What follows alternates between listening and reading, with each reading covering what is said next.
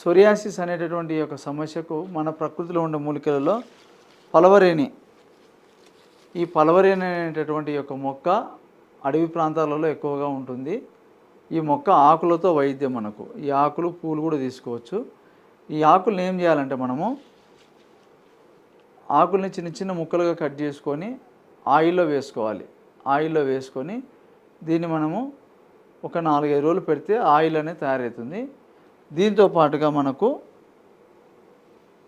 ముళ్ళ సొన, ఈ విధంగా ముళ్ళ సొన అనేది ఉంటుంది. ఈ విధంగా ముళ్ళ సొన అనేటటువంటి యొక్క మొక్క ఈ విధంగా ఆరబెట్టుకుంటే ఈ విధంగా డ్రై అయిపోతుంది అన్నమాట. ఈ మొక్క ముళ్ళంతా ముళ్ళు ముళ్ళు ఉంటుంది.